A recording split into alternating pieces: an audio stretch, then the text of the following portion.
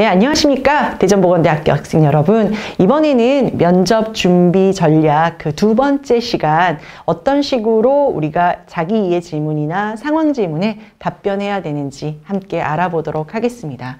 우선 자기 이해 질문, 경험 질문과 마찬가지로 자기 이해를 목적으로 묻는 질문에는 어떤 질문이 있는지 함께 읽어보도록 하겠습니다. 가장 대표적인 질문이죠. 본인이 생각하는 자신의 강점은 무엇입니까? 본인이 가장 잘하고 잘한다고 자신 있게 말할 수 있는 것 한 가지만 설명해 보세요. 자, 여러분 1번 첫 번째 질문과 두 번째 질문이 비슷해 보이지만 전혀 다른 거예요. 내 강점은 책임감일 수 있어요. 내 강점은 성실함이에요. 하지만 내가 가장 잘하는 건 요리예요. 내가 가장 잘하는 건 피아노를 치는 거죠. 무슨 얘기인지 알겠죠? 내가 가장 잘하는 게 책임감이 아니라는 거예요. 그래서 장점은 책임감일 수 있지만 가장 잘하는 거는 여러분이 정말 일상에서 가장 잘하는 걸 얘기해 주셔도 무방하다는 뜻입니다. 친구들 사이에서 어떤 사람으로 평가될 것 같은지 추측해보고 그걸 단어로 얘기해보라든지, 자신의 별명은 무엇이고 왜 그런 별명을 가지게 되었는지, 자신을 화폐 가치로 말한다면 얼마로 설명하고 싶은지도 한번 얘기해봐라. 자, 화폐 가치 같은 경우에도 여러분 이렇습니다. 저는 1조예요. 저는 10억이에요. 저는 5억이에요. 화폐 가치가 높으면 높을수록 자기를 대변하는 거냐?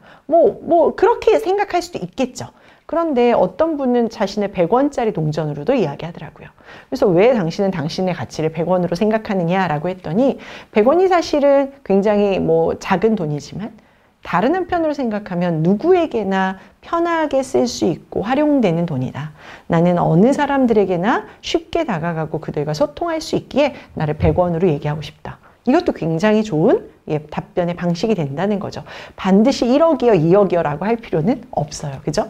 현재 함께 일하고 싶은 동료의 유형은 어떤 사람인지, 그 이유는 뭔지, 자신이 개선해야 된다고 생각하는 단점은 뭔지, 이렇게 해서 정말 그 사람이 누구인지도 알고 싶고, 다른 사람이 보는 이 지원자의 모습이 어떤지, 이 지원자는 그것들을 어떻게 해석하는지도 보고 싶고, 이 사람이 자신에 대해서 어떤 부분들을 가치 있게 생각하고 어떤 부분들을 참 긍정적으로 좋게 바라보는지도 한번 여러 다른 질문을 통해서 알아보는 게 바로 자기이해 질문이라고 할 수 있겠습니다. 그래서 자기이해 질문 중에 가장 대표적으로 나오는 3가지 질문에 대해서만 한번 어떤 식으로 답변하면 좋은지, 그 답변의 1단계, 2단계, 3단계 프로세스 같이 한번 알아보도록 하겠습니다. 자, 우선 친구들 사이에서 어떤 사람으로 평가되는지요? 면접관이 이렇게 물어봤어요. 그럼 대답을 어떻게 해야 되죠? 네, 말씀드리겠습니다. 제가 친구들 사이에서 평가되어지는 제 모습은 신중한 사람으로 평가될 것 같습니다. 책임감 있는 사람으로 평가될 것 같습니다. 자, 여러분 항상 1단계는 어떻게 시작하죠? 질문에 대한 답을, 이 결론을 앞에다 이야기하면서 시작합니다. 확실히 인지하셨죠? 예, 그냥 하는 게 아니라 질문에 대한 답변들이 항상 맨 처음에 올라와요. 이걸 우리가 뭐라고 해요? 두괄식으로 표현한다고 하는 겁니다. 질문에 대한 답을 먼저 얘기해야 돼요. 네, 말씀드리겠습니다. 친구들 사이에서 저는 책임감이 있는 사람으로 평가될 것 같습니다. 자, 그렇게 평가되면 면접관이 오, 그래요? 하고 넘어갈까요? 아니겠죠. 왜요? 왜 당신이 책임감 있는 사람, 왜 신중한 사람으로 평가될 것 같죠? 그러니까 당연히 내가 이렇게 평가를 받게 됐다고 생각하는 계기, 경험이 나와야 되겠죠. 아, 제가 과대표로서 이렇게 활동을 할 때 그 당시에 이런 모습들이 있었는데 이런 모습을 보고 저를 책임감 있게 생각하지 않나 싶습니다. 그러니 마무리는 어떻게 해요? 내가 이런 책임감 있는 모습으로 회사 생활도 이런 식으로 한번 해보겠습니다로 연결하시면 굉장히 좋겠죠. 이해가 되시죠, 여러분? 같이 한번 사례를 보도록 할게요. 친구들 사이에서 어떤 사람으로 평가되는지요? 네, 말씀드리겠습니다. 제가 친구들 사이에서 평가되는 사람의 모습으로 책임감 있는 사람이라고 생각합니다. 그렇죠? 대학교 2학년 과 대표로서 제 역할을 수행한 경험이 있습니다. 한 학기 동안 과 대표로서 교내 축제, 체육대회를 준비했습니다.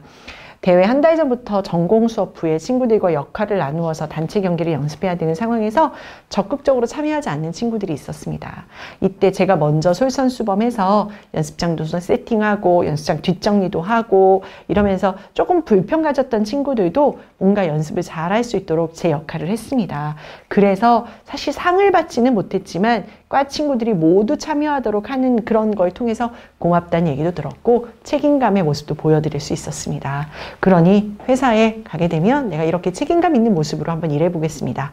라고 마무리해보는 거죠, 여러분. 그렇게 한번 얘기해 보실 수 있겠습니다. 자, 두 번째 질문, 자기 이해 질문 중에 개선해야 된다고 생각하는 점이 있다면 무엇이냐라는 질문이에요. 자, 여러분 이 질문은 사실 우리가 언제 많이 써봤죠?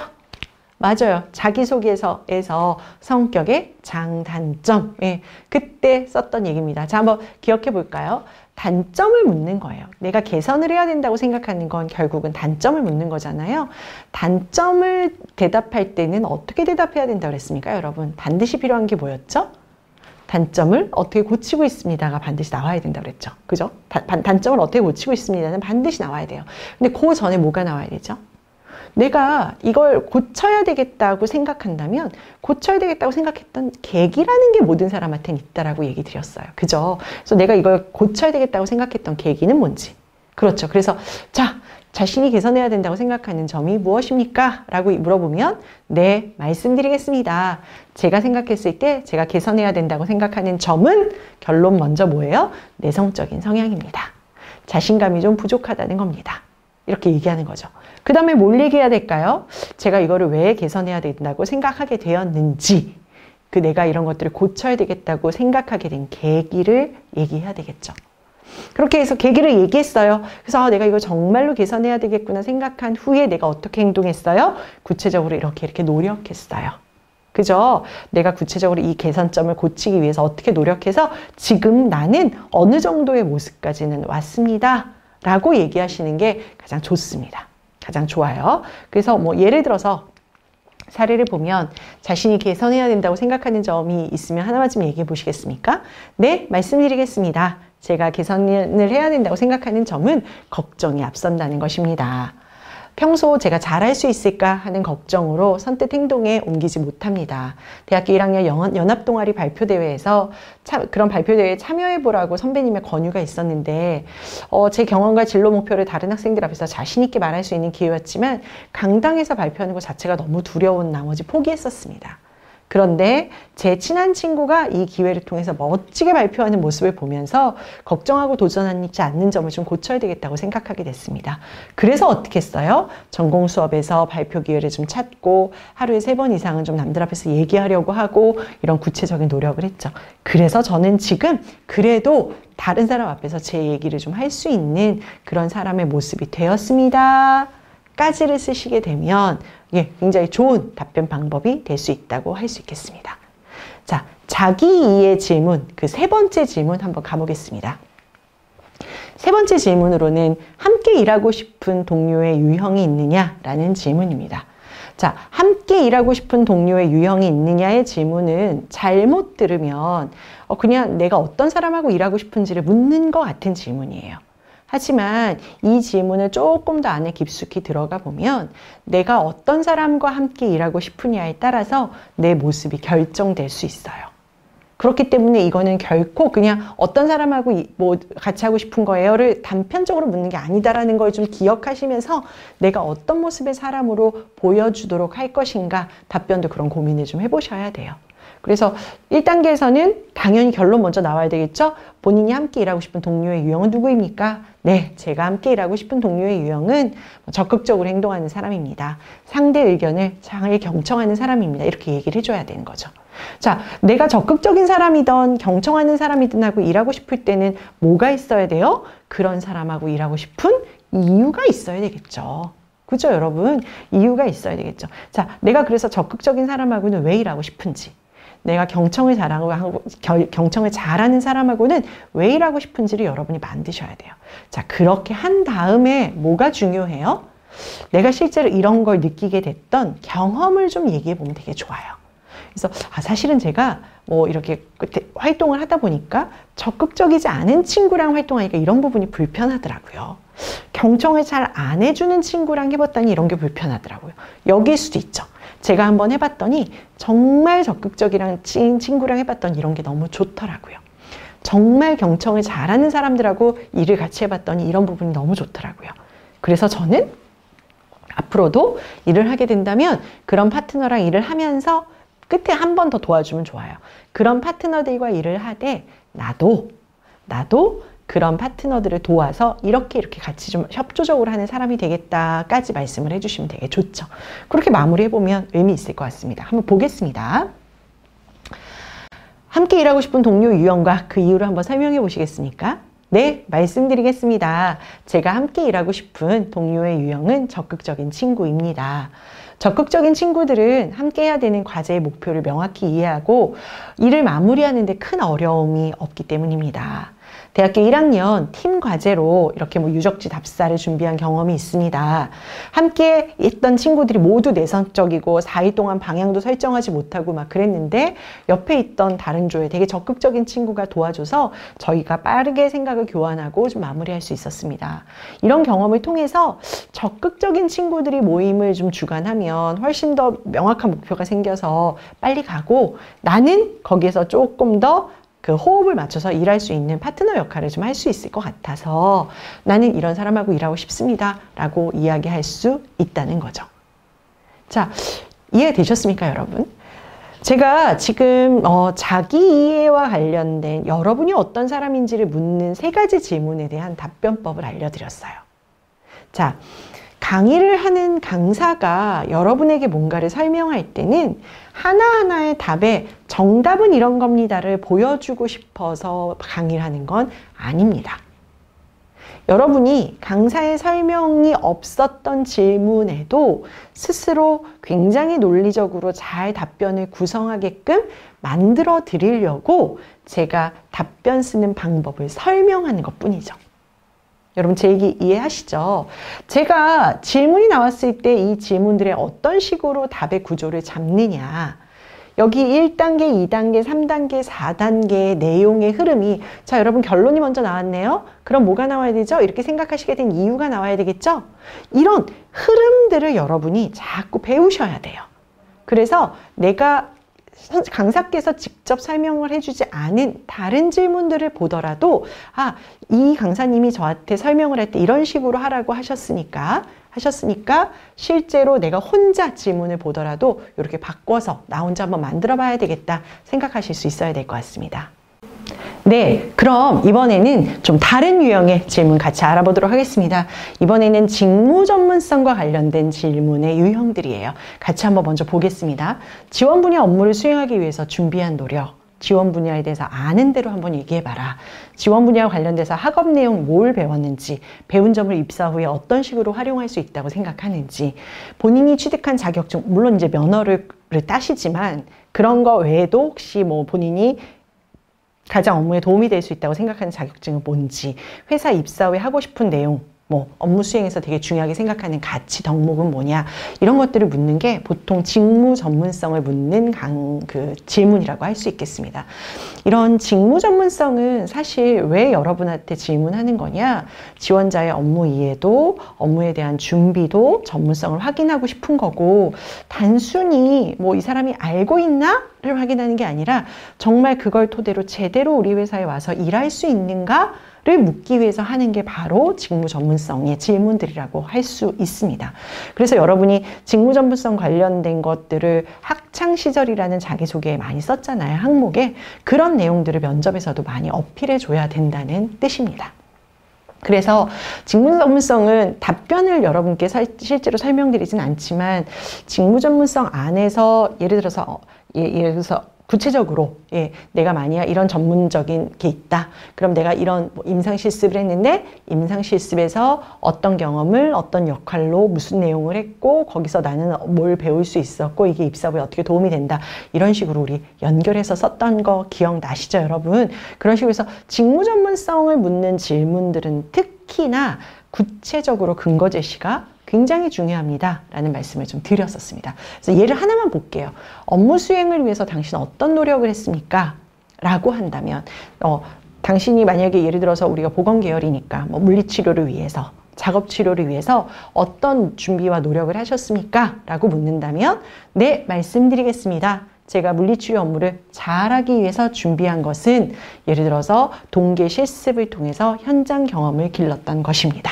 1단계는 가장 먼저 경험을 정리니까 결론을 먼저 얘기하라고 그랬죠. 자, 동계 실습에서 현장 경험을 기른 것이 내가 앞으로 물리치료사로서 여기 와서 병원에 와서 일을 하는데 이런 의미에서 도움이 된다고. 현장에서 고객들, 환자들이 어느 부분들이 어떤 것들을 호소하고 그런 고통이나 통증을 호소할 때 내가 어떤 식으로 대응해야 되는지를 익힐 수 있고 그것들을 배울 수 있었기 때문에 매우 저한테는 도움이 되고 회사한테 도움이 된다고 생각합니다. 구체적으로 제가 어떤 식으로 동계 실습에 가서 노력했는지 설명을 하고 이러한 배운 점들이 앞으로 병원에 갔을 때 이런 식으로 활용될 수 있도록 한번 노력해 보겠습니다 라고 정리해 주시면 된다는 거죠.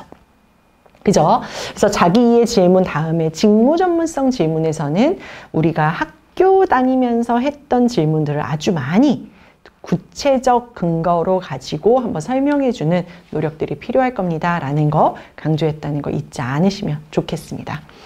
자, 이번에는 이제 가장 마지막 질문군이기도 하고 여러분에게 좀 가장 힘든 질문일 수 있어요. 이 아리까리 이거 어떻게 대답해야 되지? 이런 경계선 안에 있는 질문들인 상황 질문들을 한번 보도록 하겠습니다. 우선 상황 질문들은 이런 거예요. 몇 달 전부터 잡아둔 개인적으로 중요한 약속이 있는데 퇴근 10분 전에 팀장님이 갑자기 야근을 요청합니다. 이럴 경우에 팀장님한테 어떻게 얘기하시겠습니까? 자, 이런 상황이라면 어떻게 하시겠습니까? 이렇게 얘기하는 거죠. 팀장님이 본인에게 다음 달에 개최해야 할 사내 행사를 기획해 보라고 지시했습니다. 그런데 팀장님이 생각하는 행사 방향과 컨셉과 본인의 생각이 다릅니다. 이렇다면 팀장님에게 어떤 식으로 다가가서 한번 접근해서 이야기를 한번 해보시겠습니까?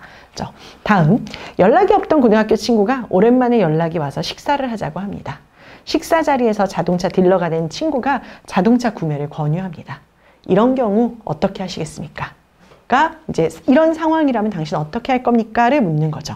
자, 이번에 동아리에서 간부 활동을 맡고 있는 당신이 1박 2일 MT를 기획하는데 본인과 다른 간부들은 다 바다로 가자고 하는데 선배 한 명만 계곡을 가자고 한답니다. 여러분이라면 이런 상황에서 어떻게 하시겠습니까? 자, 상황 질문은 항상 우리 회사에서 잘 일어나는, 우리 병원에서 잘 일어나는 상황을 질문으로 제시해요. 자, 이런 상황이 주어질 수 있는데 지원자가 이런 상황 안에 온다면 어떻게 하시겠어요? 이게 질문이거든요, 사실. 자, 상황 질문에 어떻게 답변하면 좋을까요? 저는 중요한 상황 질문의 답변의 원칙이 가치 판단 기준이라고 말씀도 드렸지만 상황 질문에는 정답은 없어요. 어떻게 하시던 괜찮아요. 어떻게 하시던 괜찮은데 문제는 뭐냐? 내가 만약에 상사와 내가 MT를 사내 행사를 기획했는데 상사와 내가 의견이 달라요. 그럴 때 저는 그냥 제가 상사의 의견을 따르겠습니다. 이렇게도 얘기할 수 있죠.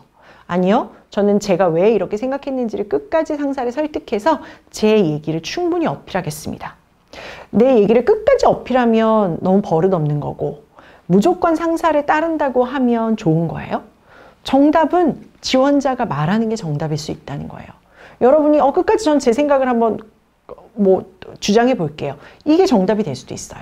그런데 여기서 이제 중요한 맥락은 뭐냐면 면접관은 여러분이 자신의 의견을 끝까지 가져가겠다, 상사의 의견을 따르겠다, 어떤 답변을 선택하느냐에 면접관은 초점을 맞추는 게 아니라 왜 그렇게 생각하게 되었는지 그 이유를 잘 듣고 이 사람이 뭔가를 선택했을 때 그 선택의 기준이 뭐고 그것들을 판단하는 세부적인 평가의 이유가 뭔지를 잘 들어보는 게 중요하다는 거죠. 그래서 여기서 역으로 여러분께 말씀드리고 싶은 건 이거예요. 상황 면접에 답변을 할 때는 소신을 좀 갖고 답변하실 필요가 있어요. 도덕 교과서에나 나올 것 같은 올바른 판단에 올바른 정답을 얘기하려고 노력하는 게 아니라 나는 이렇게 한번 해보겠습니다 라고 여러분의 의견을 내놨다면 본인이 왜 그렇게 판단하게 되었는지 그 이유를 아주 논리적으로 또박또박 잘 설명하실 수 있을 때 충분히 상황 질문에 대한 좋은 답변이 된다고 얘기할 수 있다는 겁니다. 그래서 예를 들어보면 이런 거죠. 상사가 부당한 업무 지시를 내립니다. 내가 생각했을 때 상사가 지시 내리는 게 좀 맞지 않는 것 같아요. 좀 합리적이지도 않고 조금 약간은 윤리적으로 문제가 되나 싶은 게 있어요. 그랬을 때 나는 참지 않겠다. 이거 부당한 거니까 얘기하겠다. 라는 것이 될 수도 있고, 아니야, 나는 이게 부당한 거지만 상사가 지시 내리니까 그냥 참고 할래. 어떤 쪽으로 해도 뭐라고요? 정답이라고요. 다만 여러분이 만약에 참지 않겠다라고 이야기했다면 내가 왜 이런 부당한 업무 지시를 참지 않고 윗사람에게 얘기하거나 회사에 뭐 어떤 무슨 센터나 뭐 신문고 같은 역할을 한 데다 얘기하거나 때로는 112에 전화하겠다는 친구도 있거든요. 그렇게 행동하게 된 이유는 뭔지를 설명하는 게 훨씬 중요하다는 겁니다, 여러분. 이해가 되셨죠? 이건 너무 많아요. 그래서 예를 들어 이런 거예요. 어떤 친구가 저는 상사가 부당한 지시를 내리시더라도 한번 우선은 그 일을 해보겠습니다.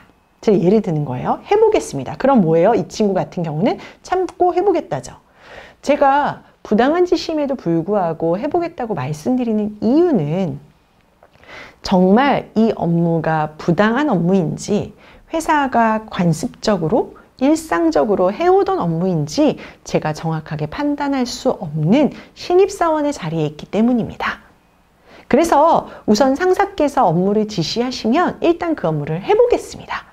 그리고 업무를 하는 과정 중에 정말로 뭔가 문제가 있다면 그때는 저에게 업무 지시 내리신 상사님께 이러한 문제가 현실적으로 있는 것 같은데 이에 대해서 어떻게 생각하시는지 여쭤보고, 그럼에도 불구하고 크게 회사 차원에서 문제가 되지 않는다면 수행하겠지만 만약 제가 생각했을 때 이게 윤리적으로 도덕적으로 문제가 되는 이슈라면 제가 이 부분 말씀드리고 어떻게 처리하면 좋을지에 대해서 한번 상의해 보도록 하겠습니다.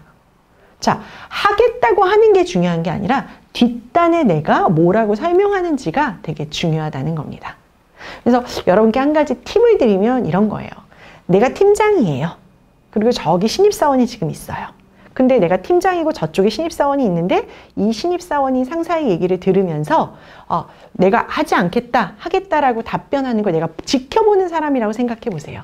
그때 어떤 모습을 느낄 수 있는지를 여러분이 확인하게 된다면 좀 더 명확하게 좀 원하는 답변을 할 수 있지 않을까 싶은 생각이 듭니다. 자, 이제 여러분과 제가 마지막 질문 이야기를 좀 하고 마무리하려고 합니다. 이번 질문은 약간 시사, 상식 이런 질문에 갈 수 있는데 최근에 읽은 책 중에 가장 기억에 남는 책이 있느냐? 이런 것도 아주 많이 물어보는 질문이라 엔딩 질문을 한번 같이 해보고자 합니다. 네, 말씀드리겠습니다. 제가 최근에 읽은 책 중에 가장 기억에 남는 책은 미움받을 용기라는 책입니다. 책의 제목을 얘기하시면 되겠죠. 그럼 이게 기억에 남는 이유가 있겠네요. 네, 저는 이 책을 통해서 가족의 소중함, 가족의 의미를 한 번 더 새길 수 있었기 때문에 저는 이 책을 가장 기억하고 있습니다. 그리고 나서 뭘 얘기해주면 좋으냐면 여러분, 제가 책을 읽기 전에는 사실 가족이 너무 당연하고 일상적인 거라고 생각했었는데 막상 책을 읽고 났더니 이렇게 달라지더라고요. 가족의 의미를 한 번 더 생각해 볼 수 있었습니다. 그래서 마무리가 뭐예요? 저는 면접관님께 이러한 책들이 굉장히 의미 있고 소중했다라고 전하고 싶습니다. 라고 마무리 하시는 거죠. 그래서 여러분이 이 질문은 책을 많이 읽느냐 안 읽느냐 사실 이 의미는 아니에요. 예, 책을 많이 읽고 안 읽고의 문제가 아니라 여러분이 어떠한 한 권의 책을 읽더라도 내가 그 책의 메시지를 정확하게 상대한테 전달할 수 있느냐. 왜냐면 기억을 한다는 건 그 책의 의미를 이해하고 있다는 거잖아요. 그런 메시지를 정확하게 전달하고 있는지를 좀 묻는 질문이다 보시면 되겠습니다. 자, 정말로 많은 과정들을 여러분께서 소화하셨습니다. 오늘의 면접 준비 전략이라는 강의를 마지막으로 해서 여러분은 이 모든 취업교과목의 강의를 다 이수하시게 됩니다. 사실 이 안에 가장 중요했던 이력서 자기소개서와 면접이라는 이 두 꼭지는 여러분이 취업으로 가는데 가장 중요한 연결고리를 또한 제공해 준다고 생각합니다. 얼마만큼 강의가 여러분에게 실질적으로 도움이 되셨는지는 잘 모르겠습니다. 저희는 나름대로 학과 맞춤형으로 여러 가지를 좀 준비한다고 했는데 아마 부족하고 미흡한 점도 있지 않았을까 싶습니다. 그러나 뼈대를 구축하는데 여러분이 아주 굵은 내용들을 이해하고 핵심을 작성해서 쓰기에는 강의에서 많은 부분 중요한 포인트를 전달하지 않았나 싶습니다. 이제는 정말 여러분의 시간이신 것 같습니다. 여러분께서 실제로 작성해 보시고 여러분께서 실제로 스피치도 만들어 보시고 몇 가지 주요 질문에 대해서 답변도 달아보심으로써 여러분이 정말로 이 분야에 준비된 인재라는 것들을 잘 보여주실 수 있는 그런 노력을 하는 시간이 되셨으면 좋겠습니다. 그럼 이상으로 전체 강의를 마무리하도록 하겠습니다. 끝까지 수강해 주신 모든 우리 대전보건대학교 학생 여러분께 감사를 좀 드리겠습니다. 수고하셨습니다.